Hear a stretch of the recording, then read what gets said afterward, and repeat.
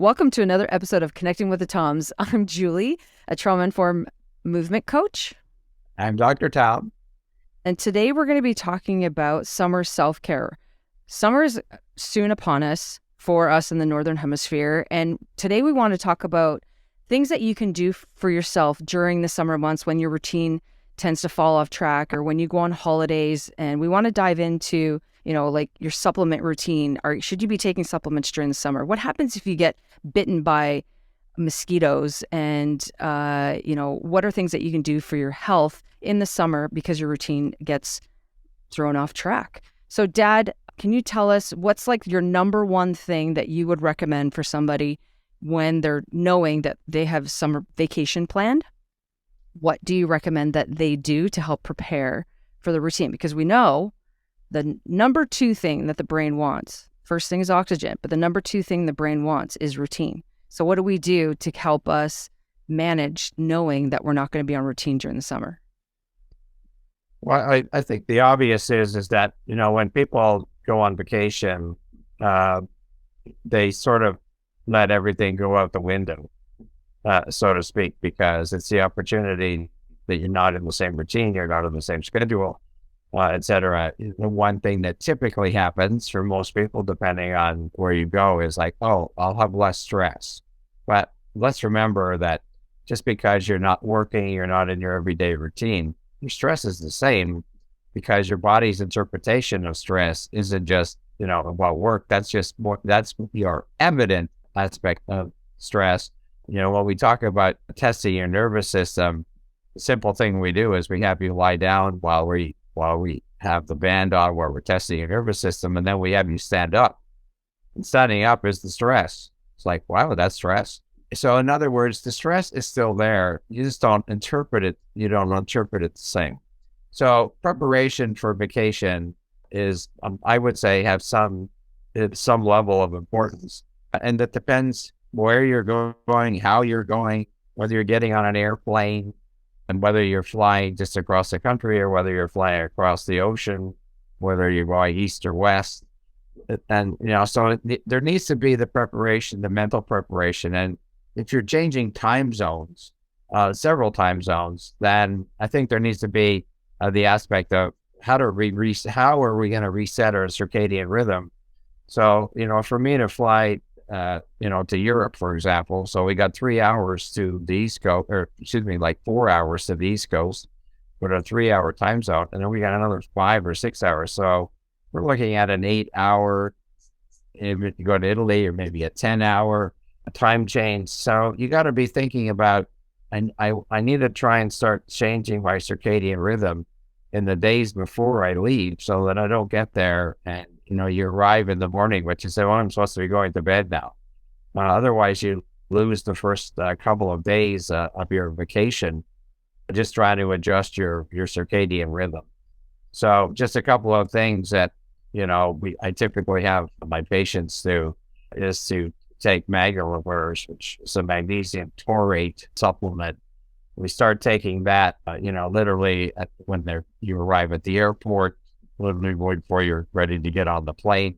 And then we take it every 4 hours for however long your plane ride is. Once again, if you're only flying an hour or two, you don't need to do any of this. But I'm talking about multiple time zones, probably to Europe, or if you're going the other way, if you're going to Australia or Japan on vacation, you're changing days even. So, short trips not an issue, long trips is an issue. So anyway, we take magnolivers at the airport. We take it 4 hours into the flight. You arrive within another 4 hours or so it's an 8 hour flight. Take it again, and you try to set your day so that if you fly overnight, you actually sleep if it's your sleep time, and then when you get there, you actually do your best to stay awake. The other thing we have people take in addition to magnolivers is thyroid, a homeopathic, not the medication, homeopathic of thyroid. So maybe a 30K dilution or a 30C dilution, just a couple of pellets. And the combination of the two I've found with my patients has done a pretty good job of allowing them to quickly reset, so they don't lose their first couple of days of vacation. So prepare beforehand. If you know you're going to be multiple time zones away, start to regulate your own circadian rhythm closer to the time zone that you're going to be in. So that would be one of the first things on vacation. So how would I do that? You look at the airplane times. You look at the time you're leaving. You set your meals. You start changing your meal times around. You'd start changing your bed times. You'd start changing your wake times closer to. You're not gonna be able to change 10 hours, but you can certainly start to change a couple of hours. And you try everything, assuming you arrive in the daylight and when it's morning or early afternoon, and you should be up for another 8 hours. So if you need to try to do what you can to sleep on an airplane, even if you need to take melatonin or some, sleep aid like that to actually be able to get sleep. People say, I can't sleep on an airplane. Well, let's see if you can, get that. So that's really the first thing. Change your sleep time, wake time, daytime, and if necessary, take a sleep aid in order to fall. Now, that's for all that.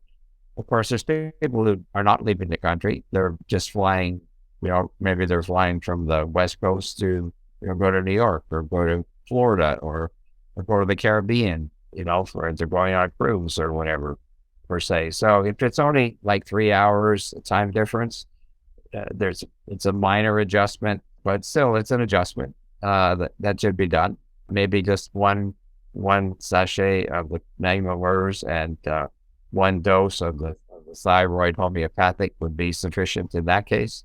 If you've flown a long distance, especially to Europe or going the other way to Japan or Australia, you're probably going to need to do that regime for a couple of days. Once you're there, allow your circadian rhythm to reset itself. And once you're in that circadian rhythm, of course, you do the reverse when you come home. It's the same thing, because now you're going to be changing it. If you fly from Australia, you often will arrive home before you leave because of the fact you're in a different day, mainly the night, and and then you arrive the same day, but you arrive in the middle of the afternoon. But that's a whole other issue. So that's the one of the more complicated ones. We'll talk about we'll stay near home type vacation issues, or not just vacation, but summer issues. What happens in the summer? Your kids are home. Do they stay on the same routine? Do they still more or less go to bed at the same time? Do they stay up later because there's more daylight?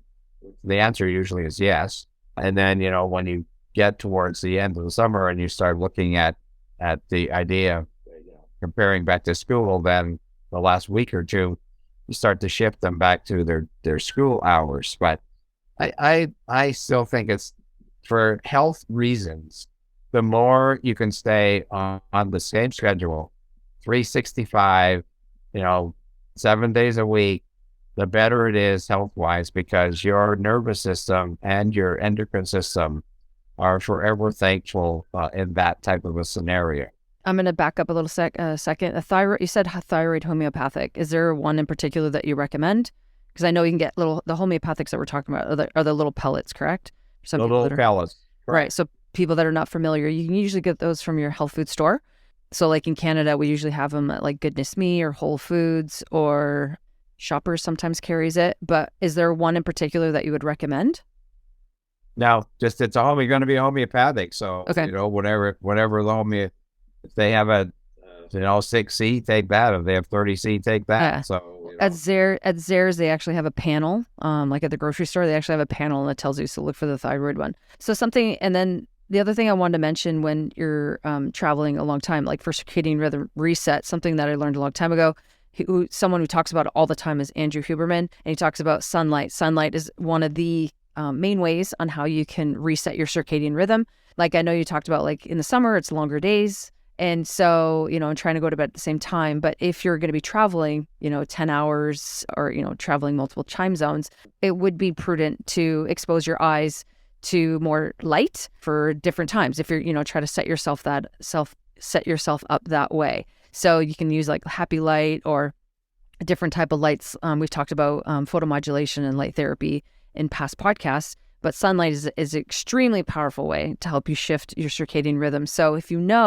it's dark where you're going, you should start dimming the lights, like turn down those overhead lights. So when the lights are on, turn them down and like only use like lamps that are eye line or on little tables or whatnot. So that can help, reset your circadian rhythm as well.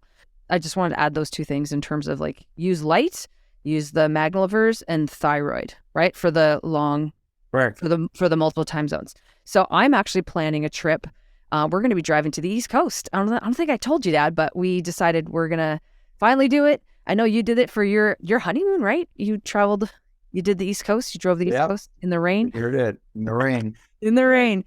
So hopefully it's not raining for us. But what about, I know you kind of talked about, but so for us it's a couple hours difference, time zone. So should I still be doing the magnolivers if I'm doing a road trip east? Well, since you're driving, you're actually, it's really plane flights because driving's like, yeah, you could theoretically get there in a day, but it's not going to make that much difference because, you may drive through one time zone, right? In your first day, and it's the second time zone the next day. So that it's easy to do it. It's like changing the clocks.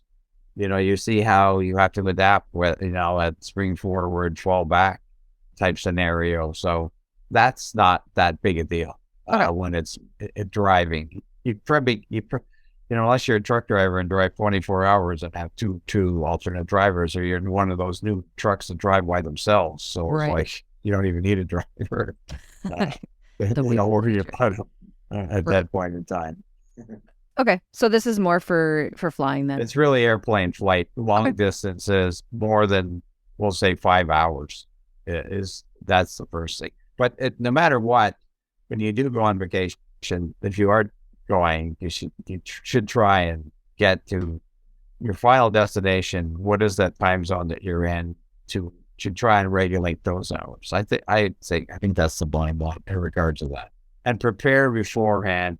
Don't wait till you get there to try and adjust. Will make it much easier, and you'll enjoy it much more when you do that. Absolutely, because just a side story is that I have a client who lives in San Francisco. She just flew to London. She went to the UK, and then she's going to Ireland. So she felt a big difference. So it was like she hopped a few time zones. So, we talked about what she had to do. When she got there, she was her body wasn't feeling the best. So we talked about things that she could do to help feel safe. And so this would definitely these are things that will help you. It helped her. So these are real life things. So that's just for travel. So when we were preparing for this podcast, you talked about supplementation. In the summer, should I be adjusting my supplementation in any way, shape, or form? Generally speaking, if you're going on vacation and going away, it's a bit of a nuisance to, take, depending what it is that you're doing. There's always a couple of things that I think, even on vacation, it's a good idea. And just even if not going on vacation, what people often have done, if they're taking vitamin D, which is one of my staple ones, because even if you live in a place like I do in Arizona, where it's sunny 300 plus days a year, we're not out in the middle of summer. In fact, you hardly see your neighbor because it's 112 degrees Fahrenheit at 3 o'clock in the afternoon. You don't go outside. So people tend to be, from before 10 o'clock and after 7 o'clock, which is not when you're going to be getting much sun, even though it's sunny. So, it was common that people would stop taking vitamin D in the summer. In fact, that's what I used to recommend until testing dozens of people and saying, God, your vitamin D drops, from the spring to the fall, your vitamin D goes down. So I decided vitamin D is the type of thing should be taken all the time. And the length of time you're going is also a factor. If you're going for a week or 10 days, other than maybe taking a probiotic, you probably don't much. You can take a holiday, take a supplement holiday. But if you're going to Europe, like your mom and I are for a month this summer, it's like that's a little bit longer. So we take the basic type things, some B vitamins, a little bit of immune support, a little bit of digestive support, and probiotic are the types of things that typically, and if your minerals are always a good idea, multi-minerals, especially if you're going to be doing a lot of hiking and traveling and walking that you're not used to, your muscles may tend to be a little bit sore otherwise. So also always something like magnesium, specifically potassium magnesium or calcium magnesium supplement is a general idea, but you can take a supplement holiday that will say if it's, 1 to 2 weeks. Longer than that, one patient yesterday was actually going to Mexico for 2 months. And I said, well, no, you can't take a holiday that long. So we trimmed down her sort of everyday things that she was doing to just 4 or 5 things that, just put them in baggies. You don't take the bottles, just sort of count it out for the number of days. And, so it's easy that way, I would say. But even if you're staying home though, maybe you take, you may reduce, to once a day instead of twice a day, or that probably needs a specific recommendation from the person who recommended the specifics for you to say, yeah, these are the things that you should take a break from. So in the summer, people are generally happier. Their food is lighter. They tend to eat lighter meals, not as heavy meals, etc. So, you put all those things in a factor. And when you, first, the big thing with vacation is, where do you eat? Where do you get food? What snacks do you take? So if you're driving, it's easy. You can load up and use a cooler and have those available, as opposed to, stopping at a gas station. You have to fill up your car in order to, find healthier choices that you obviously could have around your house. So that would be one of the things to consider. Yeah, in March break, we drove to Myrtle Beach and, we went to Costco. We loaded up there because they're familiar foods. So, you find the places that and, it's instead of, like a lot of people know, when you travel, the food tends to be a little bit saltier. So, you have to address like your hydration levels, which actually, my question when you talk about supplementation is electrolytes. Do you recommend electrolytes during the summer? Because, it's hotter. We don't get to 112 Fahrenheit, but I mean, it does get warmer here. But people sweat more and, maybe are drinking a little bit more. So do you recommend, increasing the water intake or even taking electrolytes so that we can get our minerals in? Well, the general rule of thumb, of course, regardless of the season, is have your body weight in ounces. So 150 pounds is 75 ounces, 200 pounds is 100 ounces. And that's Wait, more. hold on. I got a question for you because one of my clients brought this up. What happens if you're 250 pounds or heavier? Then you're supposed to do 125 ounces of water. That's a lot of water. Yeah, I know. It's like big gallon. That's a lot of water. So they're supposed to do that. So where's the point? So just to side note here. So a side note, is it possible to drink too much water? Yes, it is. Polydipsia is actually a medical condition where you actually overhydrate. And, with the testing we do in the office, we're able to see whether somebody is overhydrated. And especially patients who have a health awareness, it's not uncommon that they may indeed be overhydrated. Right. For what it is that they're doing, because, a little bit is good, a lot more must be better. No, it's not, because, typically women are between 50 and 55% hydrated. Men are, we'll say, 58 to 63% hydrated is sort of the ideal. And that's not with doing outdoor activities. That's not with playing a sport. That's not with running around, being in the sun, where you're actually going to have to increase that amount of water even over and above your everyday metabolic requirement. So yes, you do need more water in the summertime, especially if you're outside. And electrolytes are something that are recommended year round.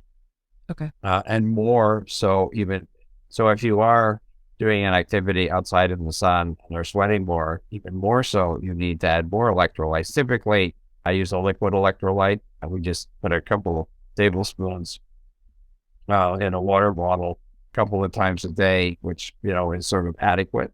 But, if you're drinking more water, hopefully out of a container, or if it's out of a glass, then just put some, maybe, 2 teaspoons as opposed to 2 tablespoons in the glass, as opposed to 20 or 4 or 32 ounce.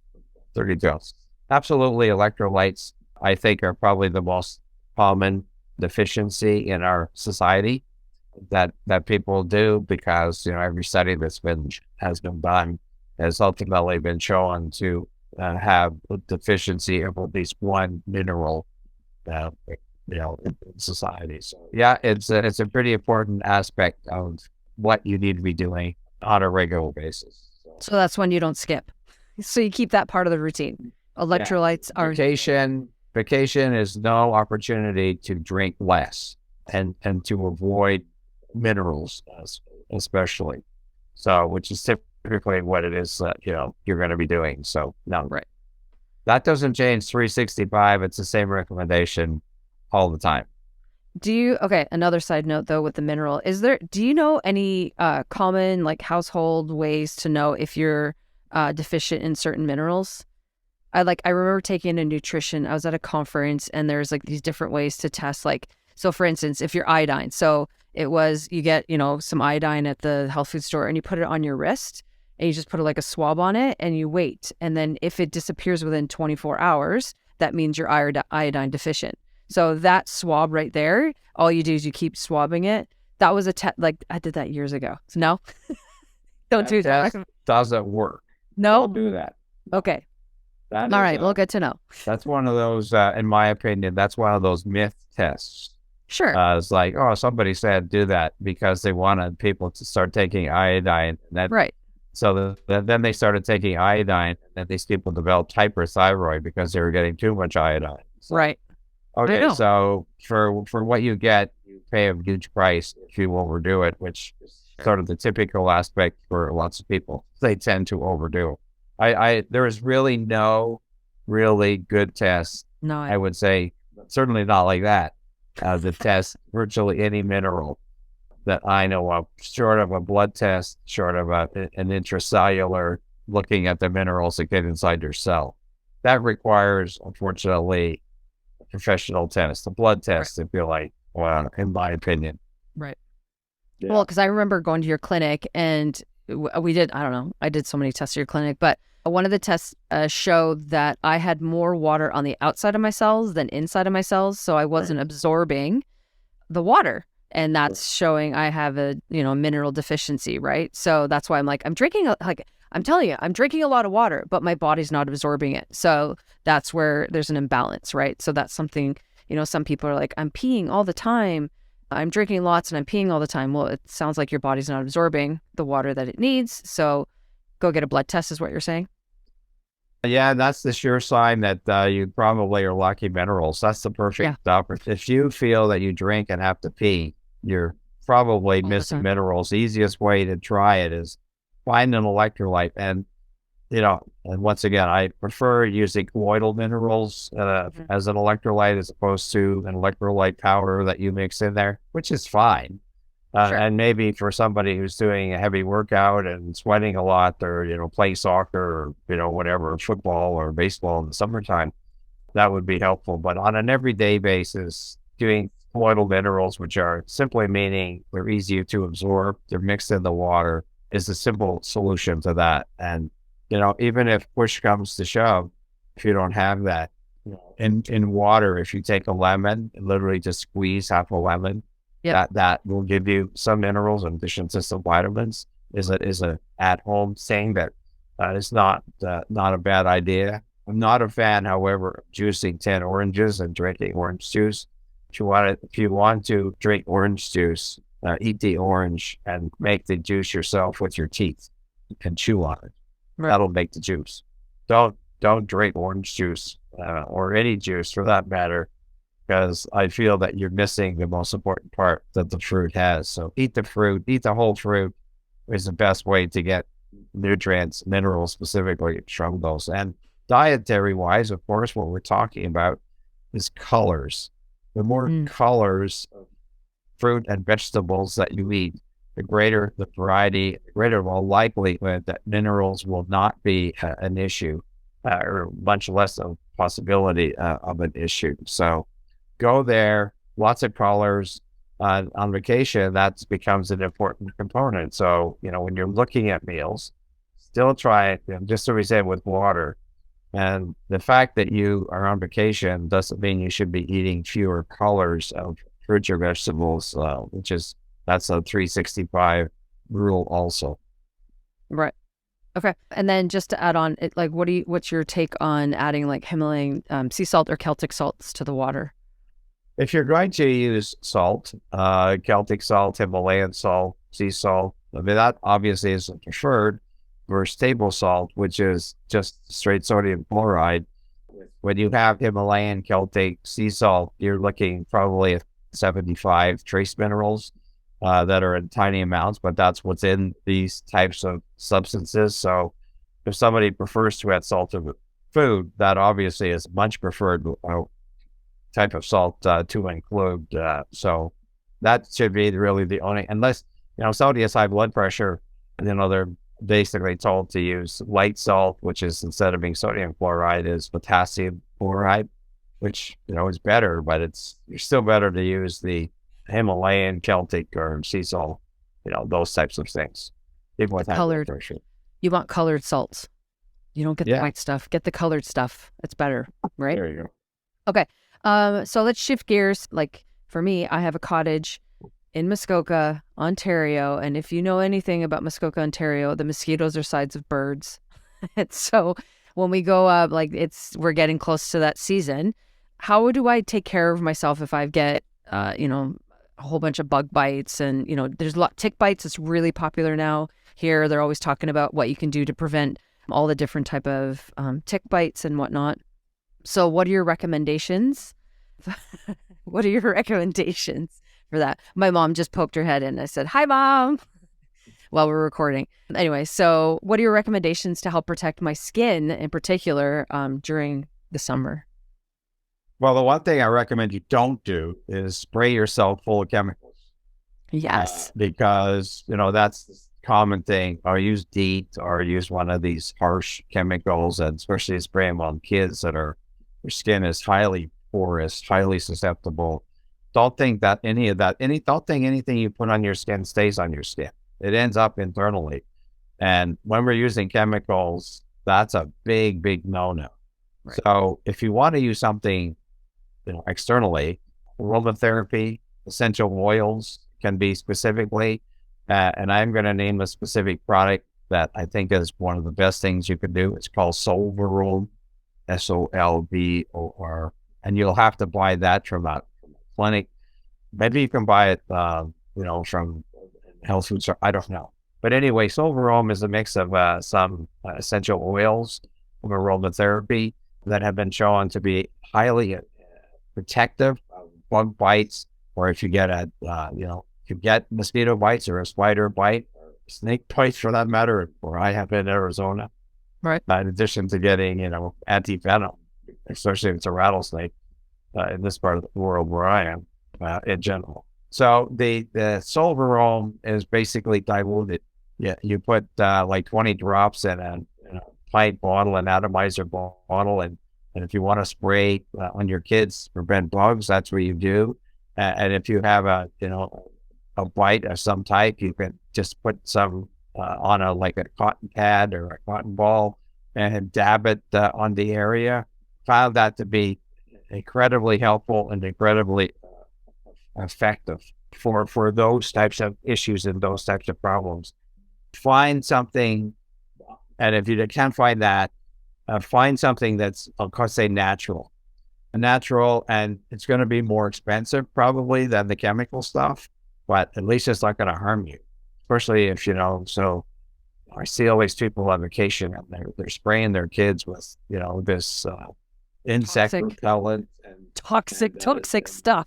And toxic stuff that's called sunscreen. It's like, really? We're using sunscreen? Why do we have to use a toxic substance?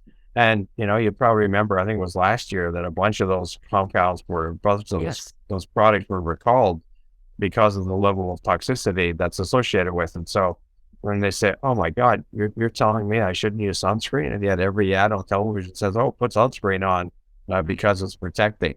The whole thing with the skin is to never get a sunburn. What we see, of course, where I am is, not so much in the summer, because people don't come here in the summer. They come here, the snowbirds come sort of between, November and April. And, with the sun here, 300 plus days a year, they lie in the sun for 8 hours. Oh, well, when I go home, my skin will be nicely tan. Yeah, and you will just have fried your skin too. That's not a good idea. So the goal is, if you want to be out in the sun, cover your head, cover your eyes if you like, or wear a big brim per se, hat. What I think is important. I think it's important all the time in general. So you can use. There are natural agents that you can put on your skin if you feel so necessary. But as soon as your skin starts getting a bit of a rosy hue, you're done for the day. You do not want to continue to expose the skin. You don't want to become looking like a lobster where the skin is totally red and you sort of walk around because now you're sore because you basically burnt the skin. That is what the danger is. The danger is burning the skin and causing, years later, potentially some type of an irreparable damage to the skin. And it's not something that happens because you had a sunburn. It's something that happens time over time. There are natural agents, ask your physician or go to a health food store or a natural store like that, or look for this product called Soberol that I think is amazing. Well, the product that we tend to use is called Sunbum. It's more expensive, mind you, and it is going to be more expensive, definitely. Yeah, it's definitely more expensive. Like all of my, I'm not paying I'm paying closer to $20 for a bottle of sunscreen because I don't have all the chemicals. But something that, for personally, because I, live in the land of large mosquitoes and bug bites and stuff, I make my own I make my own bug spray. So if you are interested in making it, all you need is 2 ounces of distilled water, 2 ounces of witch hazel, and then you're going to add about 20 to 25 drops of essential oils if you have children under 3, or you can add up to 40 to 50 drops if you have kids over the age of 10. So tea tree oil is a really popular one, eucalyptus, and you can make your own mixes. So I make each of my children their own bottle and they carry it around with them when they go to camps and stuff like that. Super, super easy. Make sure you do it in a glass bottle, right? Because you want a darker bottle, and we want to make sure that it doesn't what's the word I'm looking for, doesn't get rancid. So anyway, super easy to do, and it's so much more effective than, like my dad said, do not put DEET on your body. Do not put DEET on your body. It is so toxic and so harmful to your skin, but also to your organs. Your body's going to absorb that stuff. And so in our last podcast, we talked about cancer. So you want to talk about that cumulative effect of putting toxins on your body. That's a problem. So there are things that, to look out for. And Dad, do you know what the main ingredient we want to avoid in sunscreen is? Anything that is a word you can't pronounce. Okay, there you go. If you can't pronounce it, don't put it on your body. That's good. I've been teaching my kids that for food. They're like, Mommy, can I eat this? Can you pronounce those words? No, then don't eat it. Straight up. It's been great. They're like, we can't eat anything in this house. I'm like, yeah, you can. You choose not to. So there you go. Okay. Any other first aid things that you recommend? So let's say I do get sunburned. Okay. Let's say, my skin got a little crispy, or I did get some bites, or I did fall. Let's say I fell. I fell and I scraped my knee. I know the answer, but what do you suggest that we use to support ourselves? And are there any products that you'd recommend? Well, certainly I'm going to go back to Soberol again. Soberol is virtually good for any type of, I'll say, lesion on the skin. But to have that, everybody should have in their first aid kit homeopathic arnica. Arnica is the number one first aid injury for sprains, strange injuries, bruising. Anything like that. And it's and if you think, should I use it or not, use it. It'll either help or it'll do nothing. It won't be harmful. So theoretically, even if you swallowed the whole capsule, or the whole things of 120 pellets, what you'd do is, if it's a baby or something, what you've done is give them a huge sugar load from the lactose pellets that are where the remedy is. But generally speaking, homeopathic remedies, sort of reasonable potency, whether it's 12C or 15C or 30C or 6C, which is all you need for a first aid kit.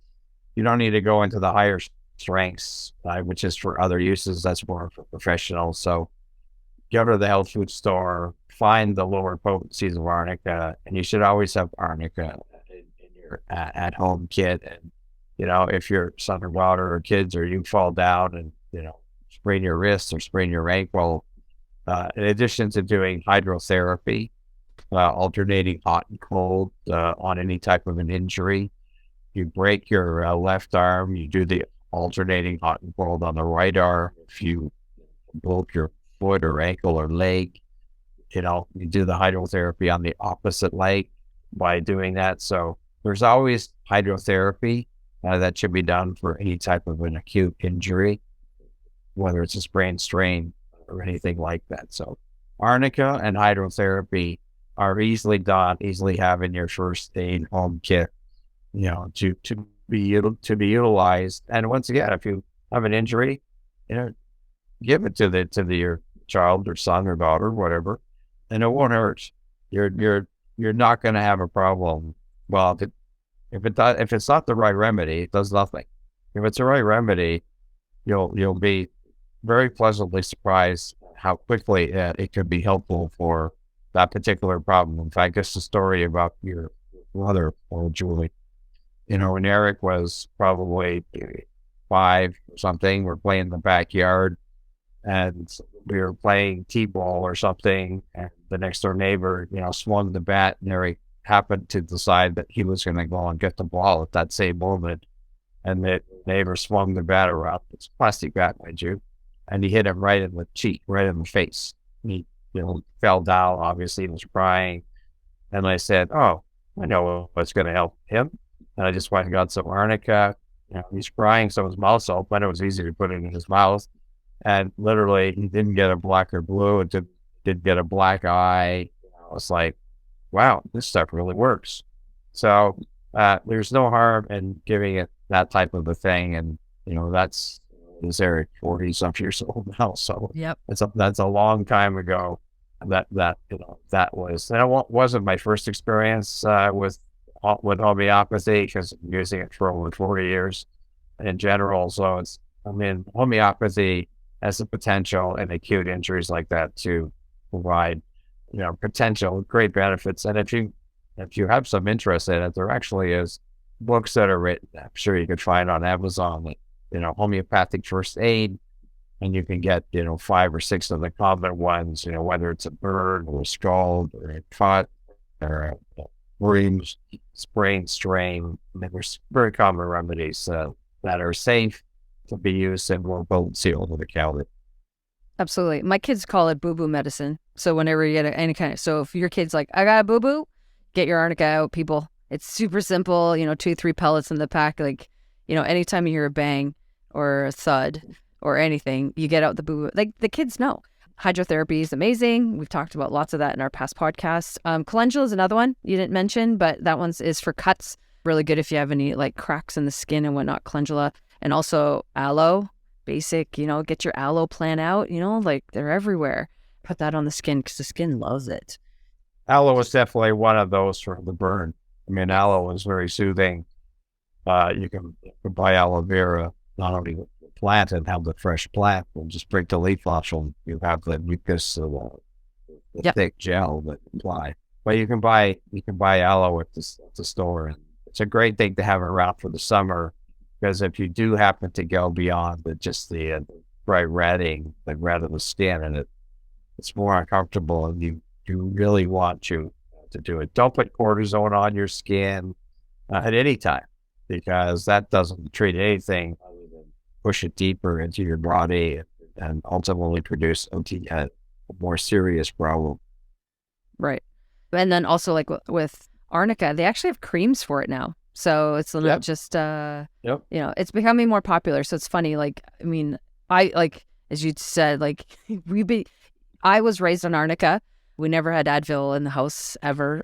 So I didn't know what Advil was probably until I became an adult, because I always had arnica. And then you ask people, like, do you use arnica? I have no idea what you're talking about. So let's hopefully now more people will know about arnica and its amazing healing properties for sure. All right. Is there anything else that we should know to help us prepare for summer? So we basically, if we travel time zones, you got your magnolivers, your thyroid, homeopathics. Supplements, it depends on if you're, if you're leaving for more than 2 weeks at a time, you should, stick with your supplement routine. Hydration is super important, but get your electrolytes in 365 all the time. Routine, try to stick to it as much as possible. Like my dad said, for sleep, in terms of try to go to bed at the same time if you can, even though the days are longer and whatnot. The stress of planning, we didn't really dive into that too much, because the stress levels change. Your nervous system, like summertime, it's more relaxing, right?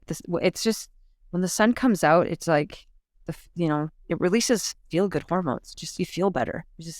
It's been raining here. Like Mother Nature is really funny. So in April, she had 1 week of like beautiful weather for us, and then the temperature dropped. It was like for us, it was like in the mid 25 to 30s. So it was hot. So we got to like experience summer for a week, 1 full week.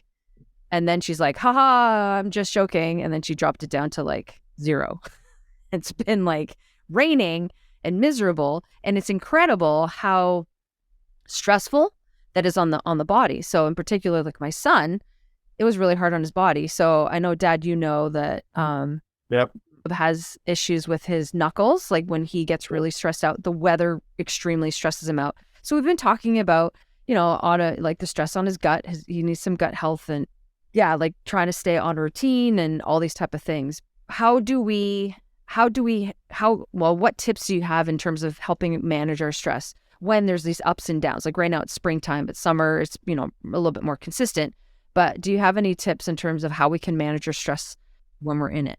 Well, I think the realization, that becomes a bigger discussion, but that is the simple aspect of not to wait until, there's a circumstance or a situation, which is why we've always harped on, the basic treatment guidelines, because you don't wait till, something is broken to try and fix it.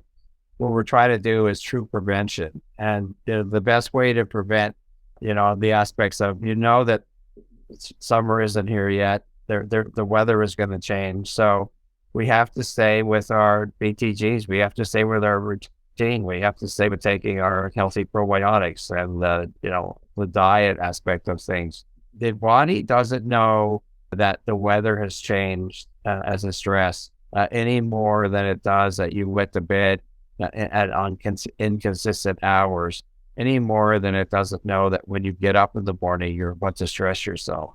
So, which nobody considers those to be of any consequence.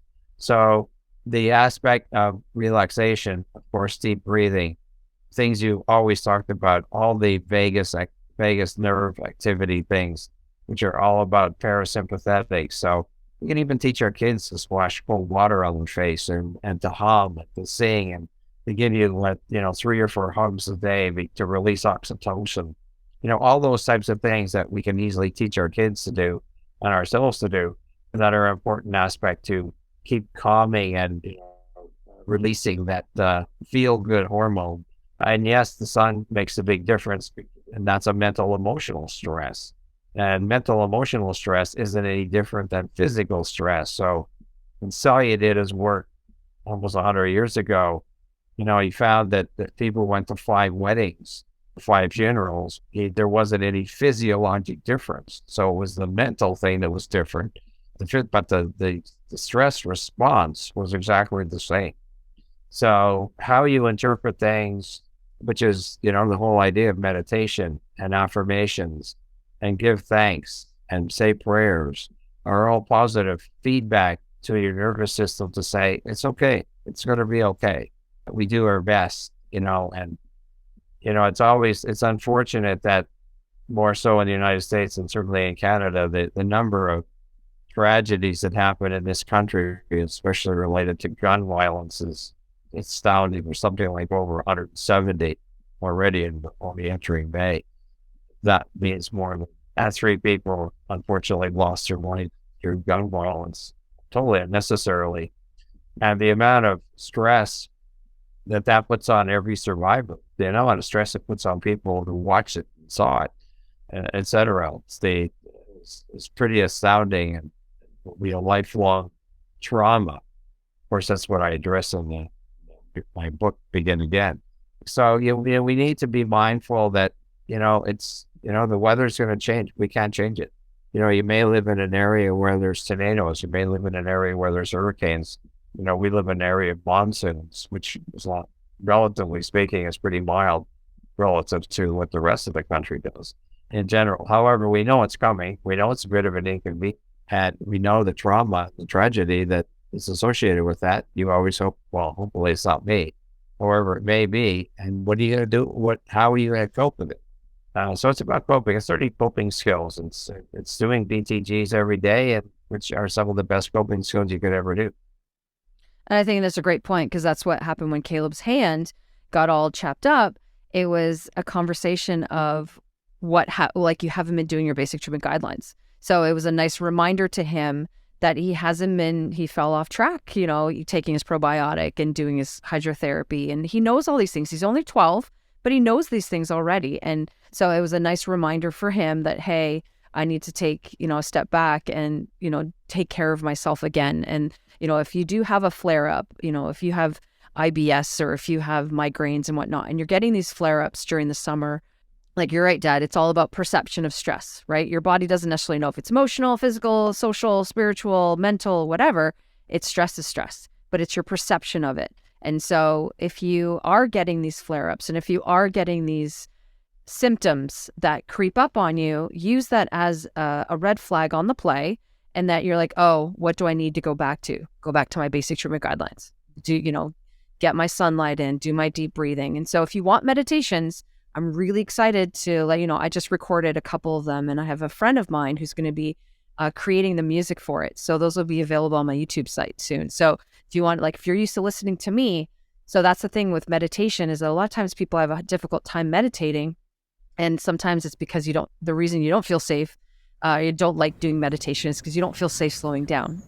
But what I have learned is that if you're familiar with the person speaking, if you feel safe with them, so if you're used to listening to me, listening to a meditation from me may be more safe, and you may be more likely to meditate. So just something that to throw out there. I do actually have a couple meditative music. So I'm teaching a masterclass tonight, actually. And I'm really excited because it's all about listening to music and how music shifts your nervous system. So, we're going to be playing all these different types of music so you can actually understand how sound can influence you. So if you are looking for little, like my dad's saying, parasympathetic snacks, it's available to you. There's information there. Just go to my YouTube and, there's breathing drills and vagus nerve exercises galore, but, go put your feet in grass. So I actually had an Instagram video that just went viral, and I'm grateful for it. But the ironic part of the whole thing is I'm doing eye drills. I'm doing some very basic bilateral stimulation exercises. But the key of the entire video is I'm standing in the river. I'm grounding myself while I'm doing this exercise. That's the most important part. And some people caught it.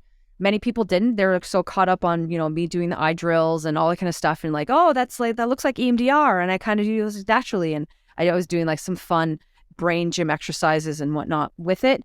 But at the end of the day, it was about grounding. It was really about grounding myself. And that's what the video was about. And so those people that caught it, I'm like, you're my people. If you saw that video and you're like, oh my God, she's standing in the water. And do I have to? You're my people, because you're thinking. Now you're thinking ahead, because it's really about shifting that energy. You are energy. We are, electromagnetic beings. So when we can shift that energy, you can do so many amazing, wonderful things. And that's, this whole topic of getting you ready for summer. Yes, there's a shift in your routine, but if you focus on the basic things and ground yourself, you're going to have a great summer, right? It's going to be good. That's the goal. It's going to be good times. Enjoy your vacation, because we all deserve it. And, interestingly, in this continent versus the European continent, people take vacations much more seriously. And, they're not as much of a workaholic in general over there. And having traveled there last summer, of course, you see them take breaks, and that's part of their day. They have built it in to their stress management. And I think my guess is that part of that is because of how they needed to, because of how they've survived. because when you go back 500 years or 1,000 years in the history of these countries, you'll see for 100 years they were ruled by one group of people, and then somebody else came in and took them over, and that was a new group of people. And every 100 or sometimes less or more, it would be a different group of people, and they had to learn how to cope to survive. And how they've done that is to take reasonable breaks to, shut down their computer at 5 o'clock and not think they have to do it until 10 o'clock at night. And, they have Sunday family gatherings. They have Sunday family meetings, and, they do a lot of things, well. What I wish would happen in Europe is somebody would tell them that smoking is not good for you, because over there it's like a friggin' chimney everywhere you go, because it seems that they haven't got the message that that's one of their stress relievers. But of course, that's just my total bias, and I apologize for anybody who, maybe not like that comment. But wonder if you haven't been to Europe, plan on it, put it on your bucket list. There's so much great things to see over there. Absolutely. And the thing too is like they do live a different lifestyle. Like the reality is like they get like 6 to 8 weeks. I mean, like Spain takes the whole month of August off. A lot of people, like I think in Italy, I think they only work like I think it's 11 or 10 months a year, so they get like 8 weeks off. So they're used to doing that, right? And that's the reality of their lives. Where in North America, you're lucky if you get 2 weeks. You're really lucky, and that's a whole different podcast at the end of the day, right? You look at, mothers only getting like 4 weeks with their babies. I'm like, what is that? Like, that's just wrong. So anyway, that's where we have to, the system is broken, and we've talked about that before. But at the end of the day, you can do what you can, enjoy if you have a week off this summer, even if it is with your kids, because we know it's stressful. Like I have my kids all summer long, good times. But you make the best of it, right? At the end of the day is have fun. That's right. Because so many people struggle having fun. So what can you do to have fun? So that's why, like I did a road trip. We went to Myrtle Beach at spring break. And it was, the last few trips that I've taken with my family have been very, I'm going to call it feminine in the sense of it was very loosely planned. We knew we were going to Myrtle Beach. We didn't know what we were going to do when we were going to go there. We knew we were staying. We didn't know where we were going to stay on the way. So we just like drove, and then, we're like, yep, this is a good town to stop in. So we did. So it was very much like go with the flow. And it really decreased my stress load. Like I noticed how much easier it was for me to just, get right into my vacation mode. Cause you hear this all the time. People go on vacation and they get back and they need a vacation from their vacation because of, the stress and whatnot. So you hear that a lot. So you don't want that, right? Like we talk about, I really need 10 days, I've traveled, I'm jealous of my parents. They usually travel for at least 2 weeks, at a time. And it's because it takes a few days to settle in, right? But if you're preparing for it, you can get right into it. So, enjoy your time while you're there. So you're not like, oh my God, you're still jittering from all the planning and stuff. If you're like me and you plan, it takes you a week to pack 5 people for a trip. It's like, It can get stressful. But, once you get into it, the things, to go, what's that cream again? Solverome. How come this is the first time I ever heard of it? You've never told me about this before. I don't know. Well, anyway, I have Sun Bum, and that's what we use. But, at the end of the day, actually one thing with the sun, because I know you have an opinion on this one, sunglasses. What's your opinion on sunglasses? Well, it's a popular thing for people to wear, but, in my life, I have never worn sunglasses, but I do wear a hat. I wear a hat all the time. I always wear a hat, 365 every time I go outside. A hat that I put on to go outside, even if it's cloudy. So what we're trying to do is prevent direct sunlight into the eye, especially on a bright sunny day, which is what sunglasses are doing, obviously, is to prevent that. But with using a hat, in my case, I'm doing the same type thing. Sun, of course, is what will stimulate the pineal gland. And then, so, we have dark, which is why one of the BTGs is sleeping in the dark, because that's what turns it on. Some turns it off. And it's like it's the fuel. It's the sun on, dark off, that type of thing, the reverse rather, is how we stimulate their pineal gland. Pineal gland, remember, is not just something that produces melatonin. The pineal gland actually sets your entire circadian rhythm.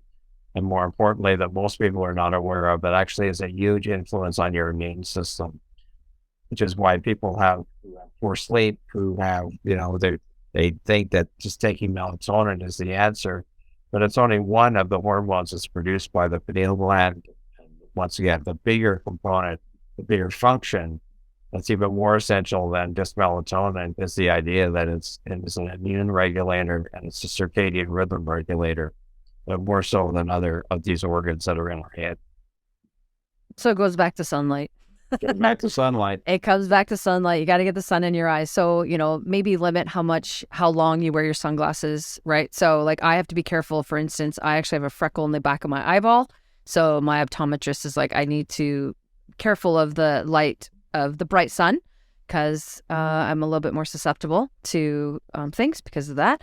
But something like just take care of your eyes, but also know that, wearing sunglasses, you could be impacting your circadian rhythm. So just, we'll leave that there for where it is. All right. Is there anything else that you want to share, Dad? No, we've wandered around on a bunch of topics. So, as people listen to this, it's sort of, we started off on one and wandered into some others, but hopefully some useful tips with the summer coming up, no matter where you live, what part of the continent you live on or in the world you live on for that matter. And, the same rules apply. Be prepared, try and keep your routine as much as possible, prepare ahead of time, etc. Do your best, but more importantly, just go out and relax.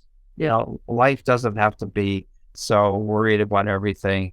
The best thing I did last year when I went on vacation was I turned my phone off. So it was like, take a holiday. And it's like, it really is. If it's somebody really needs to get you, have some type of an emergency way to get in touch, but it's not that important. Just think turn your phone off. Turn off the electronics. Turn off the electronics. And that's probably the best vacation you could ever do. Is like, don't look at social media, don't turn your computer on, just forget it. It's like the world won't end. Even as, my patients, like, they call the receptionist and say, he's not going to answer you because he's on vacation. And like, nobody died. Nobody is like, oh my God, like, how are we going to survive? You're going to do just fine. Just take it easy. That's, a pretty key thing for health. And we all need to do that occasionally. And so taking a break from electronics, not only on vacation, but anytime, once in a while, even if for half a day, if it's for nothing else. Don't get up and immediately have to look at your phone. Well, I mean, we talked all about this in the last podcast, right? Digital detox does the body good, right? That's right. Turn it off for the weekend or whatever. Right. So, Exactly. At the end of the day, try to have some fun, get some parasympathetic snacks into your, schedule them in if you have to, but enjoy your parasympathetic snacks. For our next podcast, we're actually going to dive into self-sabotage. And for those of you that struggle with motivation, like, what you need to do, you've been wanting to do the basic treatment guidelines, and you're just like, something is blocking me.